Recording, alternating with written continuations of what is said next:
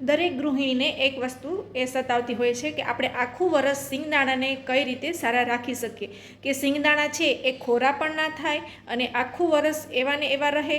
ઘણીવાર એવું થતું હોય છે કે કોઈ પણ પાવડર કે દવા નાખો છો છતાં પણ સિંગદાણા ખરાબ થઈ જતા હોય છે.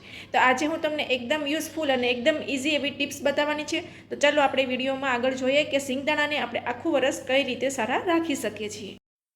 તો અહીંયા આપણે આ રીતે સિંગદાણા લઈ લીધા છે અને સિંગદાણા છે એ આવી રીતે જો કોઈ ફાડા હોય કે કોઈ ખરાબ સિંગદાણા હોય તો પહેલાં આપણે એને સાફ કરી લેવાના છે. તો હવે આપણે આ રીતની એક કાચની બોટલ લઈ લેવાની છે. બને તો તમે આ રીતે કાચની બોટલ લો તો વધારે સારું.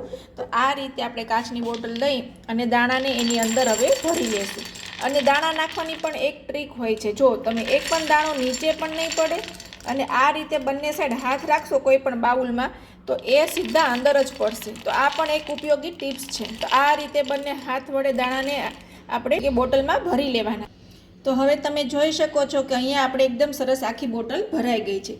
તો હવે આપણે આ રીતે બરણીને બંધ કરી અને હવે આપણે એને ફ્રીજમાં સ્ટોર કરવાના છે.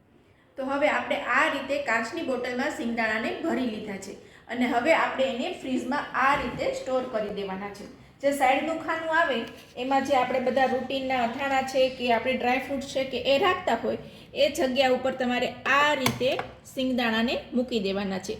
એટલે આખું વરસ છે એ તમારા સિંગદાણા સરસ રહેશે અને ખરાબ પણ નહીં થાય અને ખોરા પણ નહીં થાય. અને આ ખૂબ જ ઉપયોગી ટિપ્સ છે. તમે પણ જરૂરથી ફોલો કરજો.